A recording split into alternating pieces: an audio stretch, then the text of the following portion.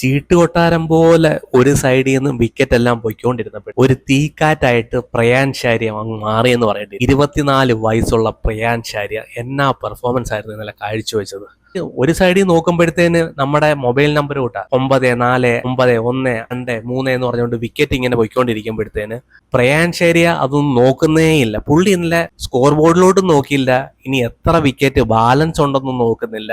പുള്ളിയുടെ ഇന്നലത്തെ ഒറ്റ റോള്, ഞാൻ ആരൊക്കെ പോയാലും ഇല്ലെങ്കിലും ഞാൻ ഇന്ന് അടിക്കും, എല്ലാത്തിനെയും പറക്കി എടുത്തിട്ട് അടിക്കുമെന്ന് പറഞ്ഞ പോലെ ഇന്നലെ എല്ലാത്തിനെയും പറക്കി എടുത്തിട്ട് അടിച്ചു. എന്നാ ബാറ്റിംഗ് ആയിരുന്നു.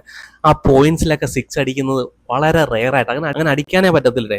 സൂപ്പർ പെർഫോമൻസ് എന്ന് പറയേണ്ടിയിരിക്കുന്നു. ആ ഒരു യുവരാജിന്റെ അതേ പെർഫോമൻസ്. ഡൽഹി പ്രീമിയർ ലീഗ് 6 അടിക്കുന്നു, യുവരാജ് സിംഗ് 6 അടിക്കുന്നു. ഏകദേശം ഒരു സിമിലാരിറ്റി ഒക്കെ തോന്നുന്നില്ലേ? അഭിഷേക് ശർമ്മ നീ കാണുന്നുണ്ടല്ലോ അല്ലേ? നീ മാത്രമല്ല ഓപ്പണർമാരായിട്ട് ഇങ്ങനെ ചിലതൊക്കെ ഉണ്ട് കേട്ടോ. നീ അവിടെ മാക്സിമം 50 റൺസ് ഒക്കെ എടുത്തിട്ട് നിന്നോ. 4 കളിയാണ്ട് കളിച്ച് 50 റൺസാണ്ട് എടുത്ത് ഇതുവരെ. ചെറുക്കന്റെ കളി കണ്ടോ? എന്നാ ഒരു കളിയിൽ 46 എടുത്തു, കഴിഞ്ഞ കളിയിൽ ആർച്ചർ വന്ന് എറിഞ്ഞിട്ട് ആ ദേഷ്യം മൊത്തം ഇന്ന് 10 റൺ വരെ എടുത്തിട്ട് അടിക്കുന്നുണ്ടായിരുന്നു. പിന്നെ ഇന്ത്യയുടെ ബെസ്റ്റ് സ്പിന്നർ രവീന്ദ്ര ജഡേജ, അശ്വിന് എല്ലാത്തിനെയും നല്ല പറക്കി എടുത്ത് അടിച്ചത് പറയണം. മനോഹരമായ ഒരു ഇന്നിങ്സ്, ഒന്നും പറയാനില്ല. എന്നാലും പഞ്ചാബ് മാനേജ്മെന്റിനെ അപ്രീഷിയേറ്റ് ചെയ്യേണ്ടിയിരിക്കുന്നു.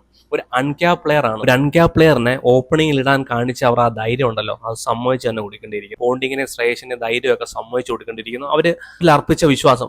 പരംസിമരനും 2 കളിയിൽ ഔട്ട് ഓഫ് ഫോം ആണെന്ന് തോന്നുന്നു, പക്ഷേ പുള്ളിയും പെർഫോമൻസ് കാഴ്ചവെച്ചു.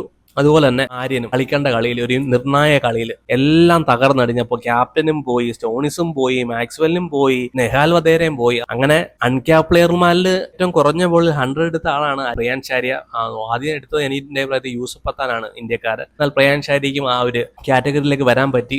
സൂപ്പർ പെർഫോമൻസ് എന്ന് പറയേണ്ടിയിരിക്കും. പിന്നെ പരിശോധിക്കേണ്ട ചെന്നൈയുടെ ബോളർമാരാണ്. ഏകദേശം 30 കോടിയോളം മുടക്കി കേട്ടോ ചെന്നൈ ബോളർമാർക്ക് വേണ്ടി. എന്നാൽ 4 ഓവർ സ്പിന്നർമാരെ കൊണ്ട് എറിയിപ്പിക്കാനുള്ള കോൺഫിഡൻസ് പോലും ഇല്ലെന്ന് പറയേണ്ടിയിരിക്കും. രവീന്ദ്ര ജഡേജ 3 ഓവർ എറിയിപ്പിക്കുന്നു, 100 അഹമ്മദ് 3 ഓവർ എറിയിപ്പിക്കുന്നു. അശ്വിനെ ഒരു വിക്കറ്റൊക്കെ എടുത്തു, എന്നാലും ആദ്യത്തെ ഓവറിൽ ഏകദേശം 22 റൺസോളം എടുത്തു എന്ന് പറയേണ്ടിയിരിക്കും. അടിയോടടിയാന്ന് പറയേണ്ടിയിരിക്കുന്നു. 10 റണ്ണേ വരെ ഇന്നലെ എടുത്തിട്ട് അടിക്കുമായിരുന്നു. ഇന്നലെ എന്തെങ്കിലും ഒരു വെറൈറ്റി പ്ലാനുമായിട്ട് വന്ന് പ്രയാൻ ഷാരിയെ എടുക്കേണ്ട സമയത്ത് ഇവർ ഇന്നലെ പ്രയാൻ ഷാരിയെ ലൈറ്റായിട്ട് കണ്ടു.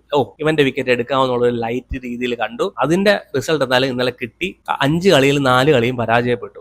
അതാണ് പറയാനുള്ളത് അവരുടെ കാര്യം. ഫീൽഡിംഗ് പരിശോധിക്കുകയാണെങ്കിൽ വളരെ മോശം, ക്യാച്ച് പോലും പിടിക്കാൻ കഴിയാത്തൊരു സാഹചര്യം. ഏകദേശം ഈ ടൂർണമെന്റിൽ 13ഓളം ക്യാച്ചുകൾ കളഞ്ഞ ഒരു ടീമാണ് ചെന്നൈ സൂപ്പർ കിങ്സ്. നോക്കുവാണെങ്കിൽ വളരെ ദയനീയമായ ഒരു പെർഫോമൻസ് ആണ്. എനിക്ക് തോന്നുന്നില്ല ഈ പ്രാവശ്യം വലിയ മാജിക് ഒന്നും സംഭവിക്കുമെന്ന് തോന്നുന്നില്ല ഈ ഒരു പെർഫോമൻസ് കാഴ്ചവെച്ചിട്ട്. പിന്നെ ശശാങ്ക് സിംഗ്, ആ പുള്ളിയുടെ കാര്യം ഒന്ന് ആലോചിക്കുകയാണെങ്കിൽ വളരെ പരിതാപകരമായ ഒരു അവസ്ഥയാണെന്ന് പറയേണ്ടിയിരിക്കുന്നു. പുള്ളിയെ 7ാം നമ്പറിലാണ് കളിപ്പിക്കുന്നത്. ഈ മഴവാഴകളായ 2 സ്റ്റോണിസും മാക്സ്വെല്ലിന്റെ ഒക്കെ മുമ്പേ ഈ ചെറുക്കനെ ഒരു 4ാം സ്ഥാനത്തോ 5ാം സ്ഥാനത്തോ കയറ്റിവിടും. ഈ സ്റ്റോണിസും മാക്സ്വെല്ലും രണ്ടും ചതിയന്മാരാണ്. ഇതുപോലെ 2 ആസ്ട്രേലിയൻ ചതിയന്മാര് ഇവിടെ തന്നെ വന്ന് വീണ